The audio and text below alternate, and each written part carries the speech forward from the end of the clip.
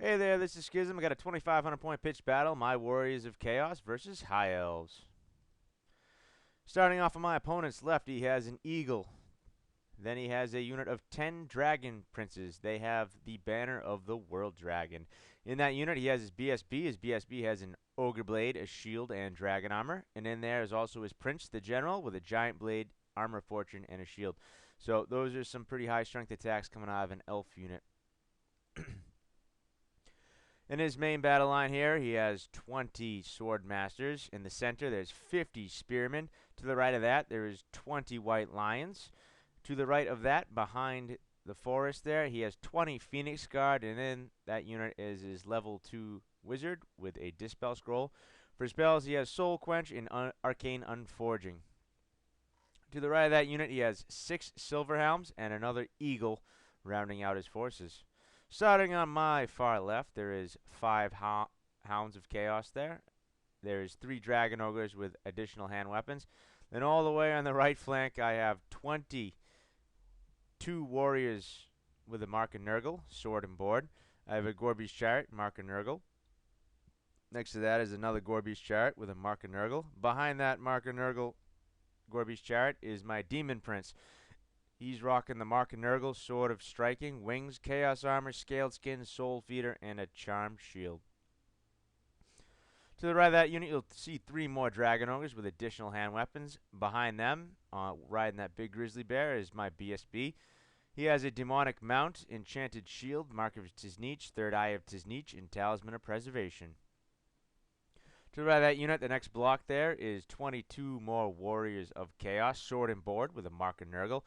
In that unit is a level 3 with a Dispel Scroll and a Mark and Nurgle. Now, normally, I take a level 3 in this list. I would never, ever take a level 3 ever. But the fact I can't fit a level 4 in with a Demon Prince, and I want to be able to fit the Dispel Scroll and all that good stuff, I would have to drop. In order to fit a level 4, I'd have to drop the Dispel Scroll and Mark and Nurgle, which is not going to happen. I don't think so. That extra wizard level isn't really worth it to me. So to the right of that unit, there is 5 more dogs, and then I have another Gorby's Chariot on the far right, and he has a Mark of Nurgle.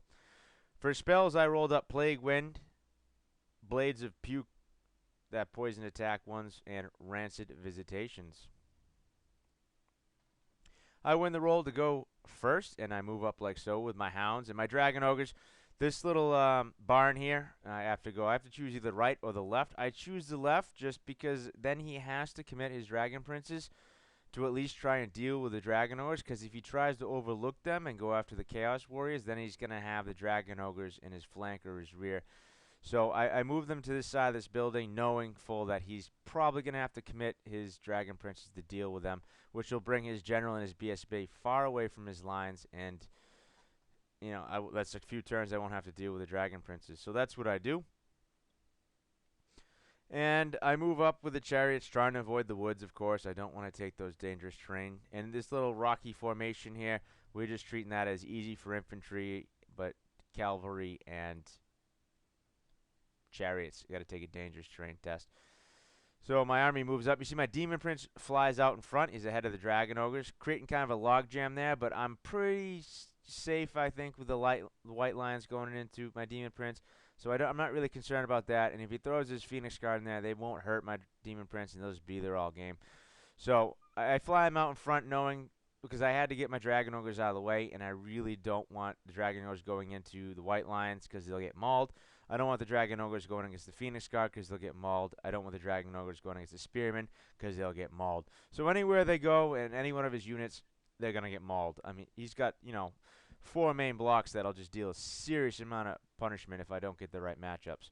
So, and I move my BSB over to the far right because I move my dogs right up in the Silver Helms, and the Eagles there and the Phoenix Guard, they're all within charge range, and I'm pretty certain I don't want any of them getting into my dogs and overrunning through. So I bring my BSB up there just so I can pass any leadership tests if I have to, because of panic or fleeing. And then you can see it a little bit better on the far right here. In the magic phase, I get Plague Wind off. I have Rancid Visitations. Poison attacks isn't going to do me any good, so I pretty much have Plague Wind and Rancid Visitations are the only 2 I can do. So I cast Plague Wind. I get it off. He can't catch it with his level 2, and it goes 30 inches dead ahead, and it goes straight through the Phoenix Guard. It hits every last one of them, but it only managed to fell 6 of them. But, so far that's the first time I've ever been able to successfully cast Plague Wind, and Elves are a great target for it, but, it happened to be Elves with 4 up ward saves. But 6 dead, that's 6 less I have to worry about. Turn 1 for the High Elves. He takes his Eagle and he charges my Dags, so I flee with my Dags. And he takes his Dragon Princes, and man, 9-inch movement, no penalty for barding. Plus, the char whatever he rolls for charge. That 9 inches is just brutal. So he had a pretty good chance to get in my Dragon Ogres, and he would have crushed straight through and blown through and be in my rear. So of course I opt to flee, and he ends up with 2 failed charges on the far left here. He could have redirected into my warriors with it, but that would have been a little bit too far of a charge. So, and over on the far right, he takes his 6 silver helms here, and he tries to charge my Dags, and I of course flee because I don't want any part of that. He's going, excuse me, he's going through the difficult terrain here. He loses 1, so that's 1 less. Now he's down to 5 there. He takes his Eagle and he parks it right in front of my Demon Prince to try and stop my Demon Prince from going into his White Lions there. And then he reforms his White Lions because I let him know that with the new martial prowess rule, there's no point for going 10 wide with 20 White Lions. You get the extra attack from the ranks. I know you're stubborn, you want to get as many attacks as you can, but now you attack in 3 ranks with High Elves, so there's no need to be doing that silly stuff. So he reforms to optimize his ranks, and he still gets, pretty much the same, if not more, attacks, depending on who he goes into. So yeah, the Eagle's in front to redirect my Demon Prince to keep him out of the White Lions. And you can see his whole entire army moves up about 5, 6, 7, 8 inches to try and meet me right in the middle. In the Magic phase, he throws 3 or 4 dice at Soul Quench, and he gets it off irresistibly. And he goes at my Demon Prince, and he manages to sneak 2 wounds past my, he's still got a 2-up save because Soul Quench is only strength 4. So he manages, I think he did a decent, it's 46 shots, so he does a lot of wounds, and he sneaks 2 past my armor, and, they easily go through my ward as well. So the Demon Prince has 2 wounds down, but I got a big, giant, tasty, chicken cocktail in front of me, so hopefully I can regain those wounds back by slapping the crap out of that Eagle. However, in the miscast, he rolls a 10, and he does that drain to himself. He loses both his wizard levels, so there goes the High Elf magic right out the window. My turn 2. I take my Gorby's chart, and I try and countercharge his Silver Helms there, and he promptly flees and runs through the trees. And I get a failed charge on my Gorby's because I don't want to put it into his... I could redirect into his Phoenix Guard, but I'm all set with that. I take my other Gorby's chariot, and I slam it into his 50 Spearmen here. And I know it looks like an ominous matchup, but he's going to need, he's going to need 4s to hit me, and then he's going to need 6s to wound me, and I still got a 3-up save because Spearmen have the strength of grub worms. So I take it into the 50 block of Spearmen here for one reason. 2 reasons, excuse me. One is because I hope I just pass my leadership and stick. I wanted to get that chariot out of the way, and my Demon Prince is going to an Eagle. Odds are he should be able to slap the crap out of that and overrun. So I'm hoping to overrun with my Demon Prince and get into the Spearman and fight that combat a second time and create myself a nice little cascade there. So that was my mindset in there. That way my chariot won't be in that combat alone. And I know if I don't roll decent on my impact hits, I could potentially lose the combat just because ranks a banner, and then off I go. And then his Spearman will be way too far into my lines. So if I can overrun with my Demon Prince and slam into there, I know between the 2 of them, with the combat res and the Thunderstomps, I should be able to easily win that combat. I take my Gorby's chariot here in the left of this picture, and I charge his Sword Masters. And he opts to flee, which I think is a good choice, because if I roll high on the impact hits, I can obliterate half that unit. So I don't manage to catch him. So I could redirect into the I could have tried to redirect into the Dragon Princes, but it was a long charge. So I opted just to try and catch him here, and I failed the charge. On the far left, my dogs failed to rally, and they run off the board. My Dragon Ogres, passed the leadership test, and I reformed to face the middle. Had they not passed that on the leadership bait, I could have been in some serious trouble in this flank. But having him here definitely keeps the Dragon Princes in somewhat check here. And my dogs on the far right failed to rally, even with a BSB reroll. Oh well. So in the remaining moves, I take these warriors and I inch him back a few inches just to make his dragon princes have a little bit longer of a charge, not making it too easy for him. Give him something to think about.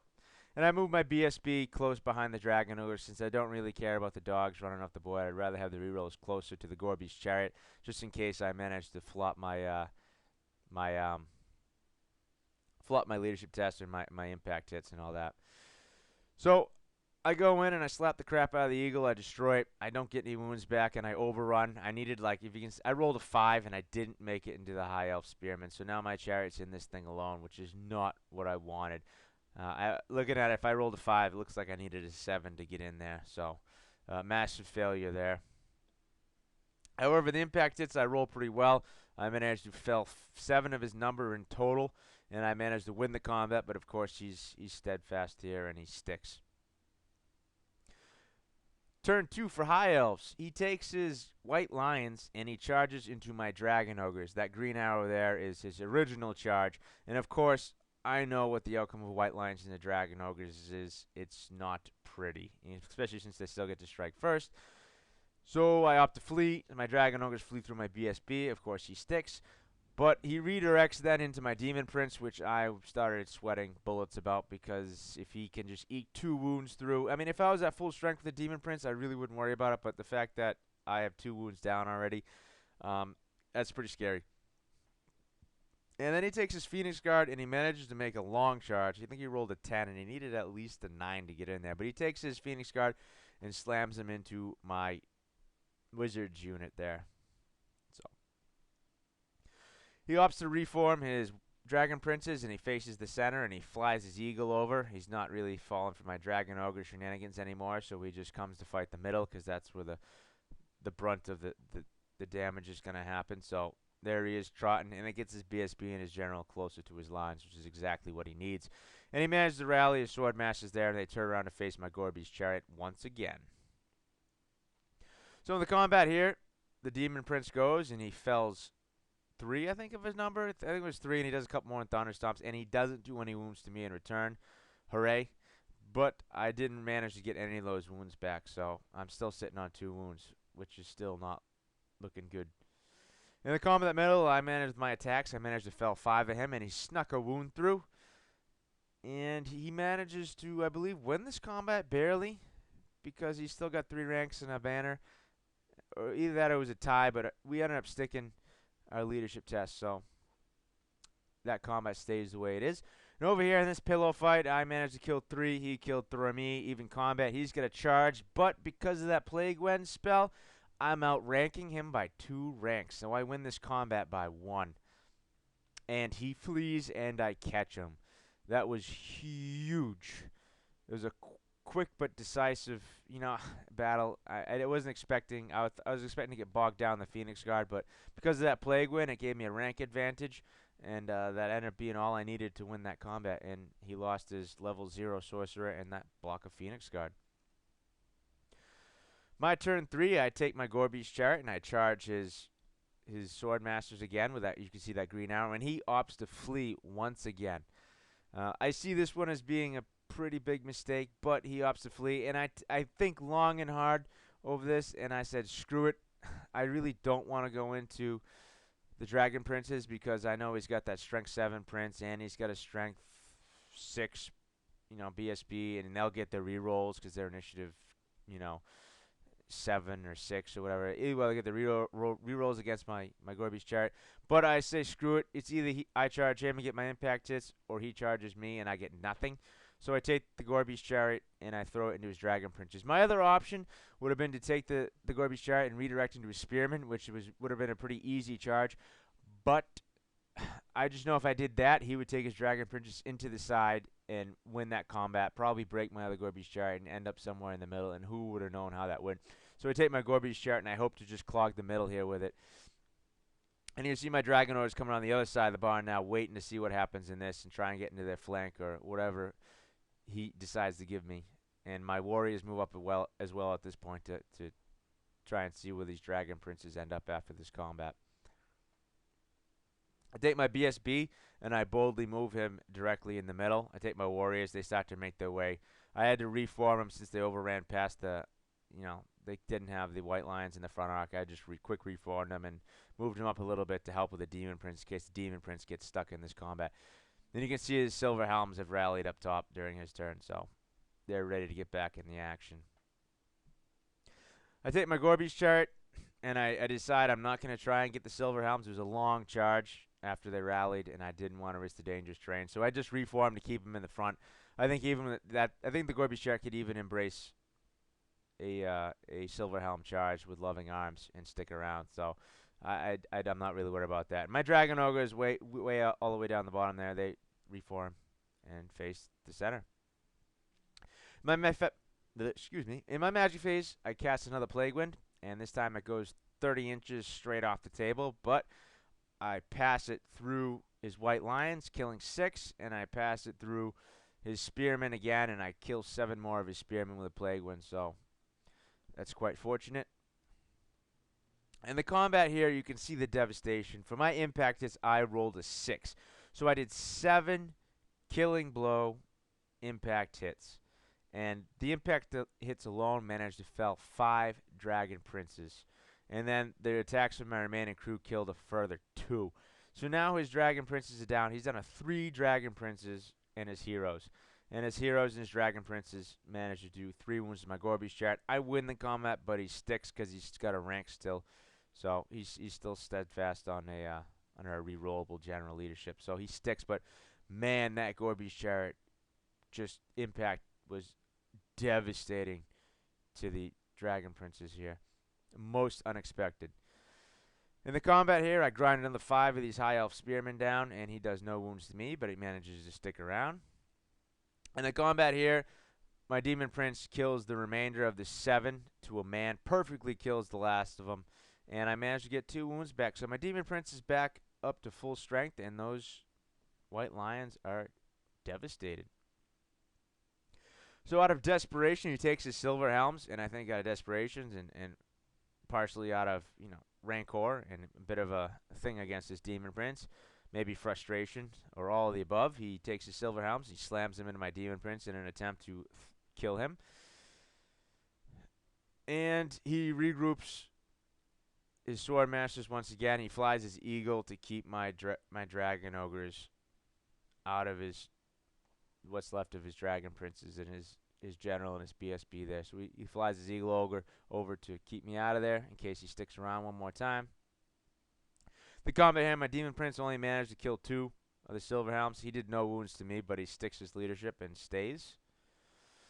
And the combat here, I managed to do a piddly 3 wounds to him. He does nothing to me, but he wins the combat on ranks and banner. Or it was a tie, but either way, we stick around. Nothing happens. And in this turn, he reforms to give himself some ranks. In the combat here, the prince goes and just wallops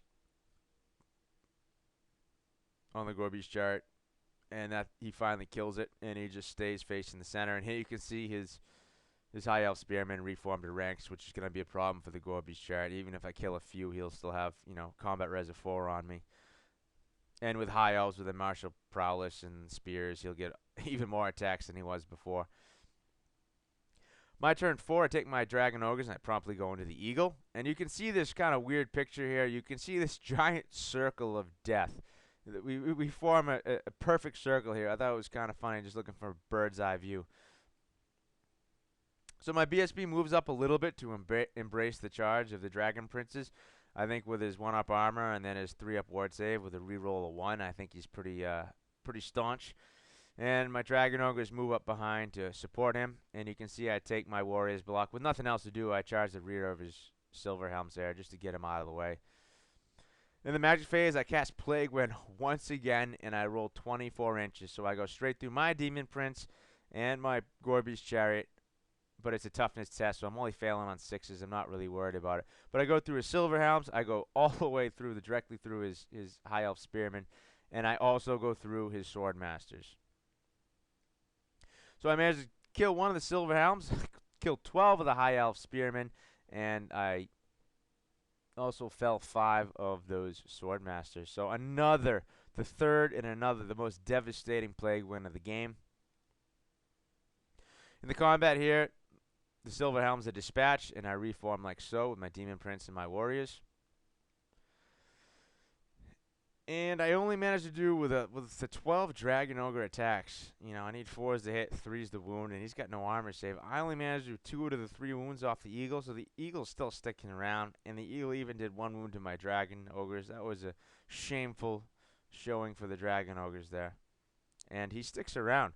So in his turn 4, he takes his Dragon Princes and he slams into my block of Chaos Warriors with Mark and Nurgle there. And he takes his Sword Masters and goes into my BSB as a desperate attempt to maybe break my lines here.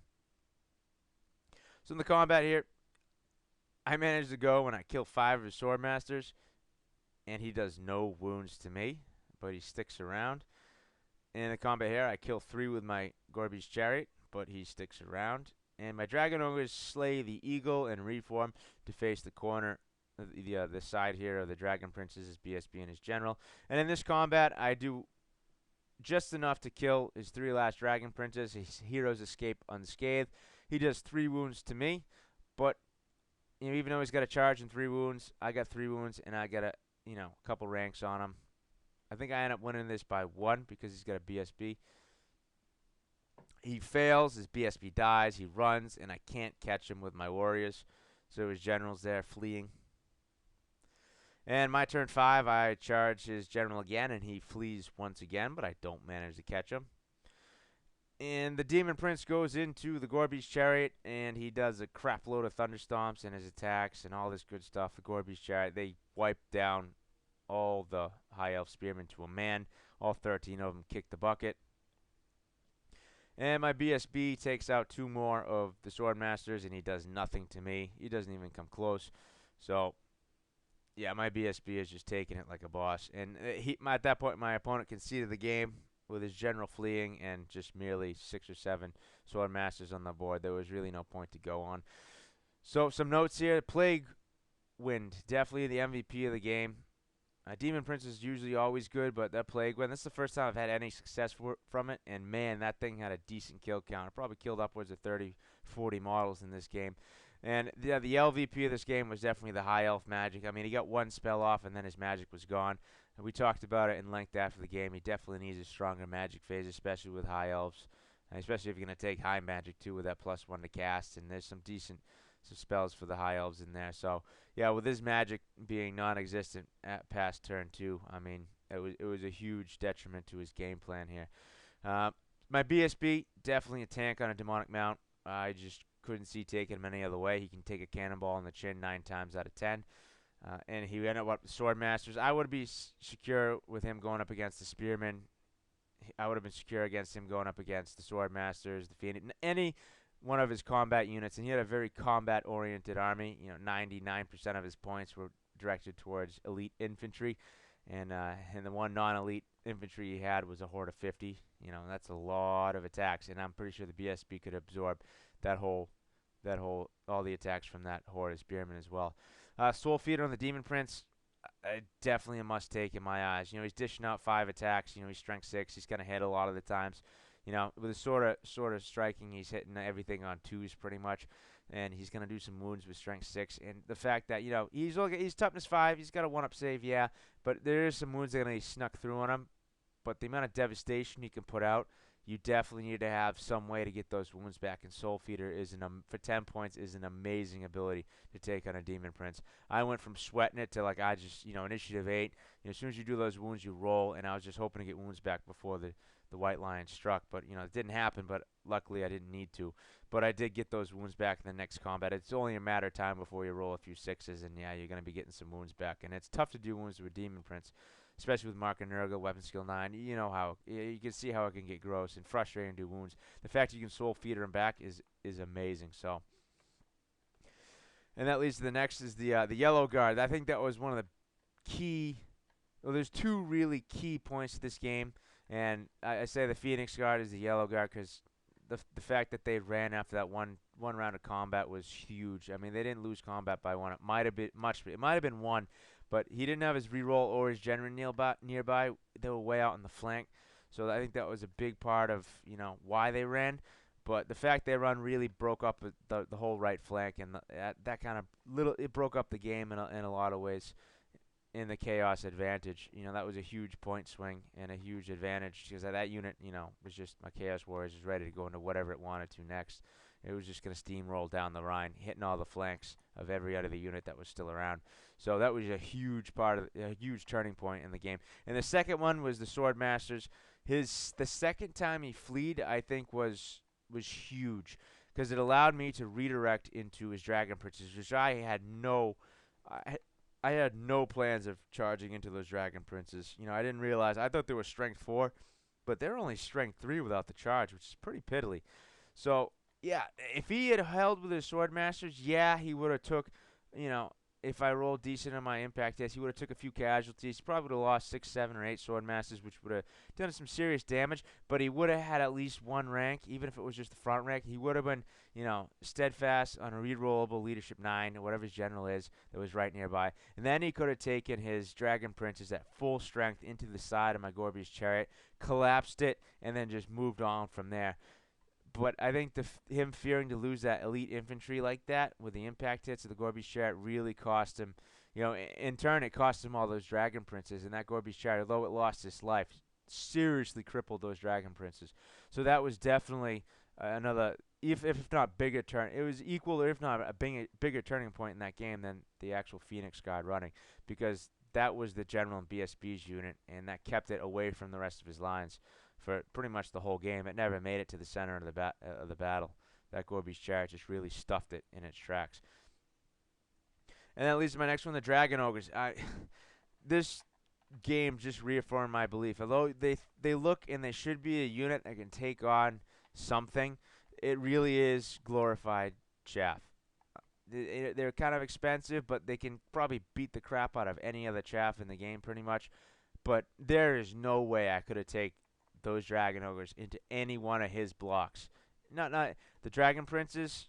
If they took they could not absorb a charge from the Dragon Princes. They couldn't even charge the Dragon Princes and really kill them effectively.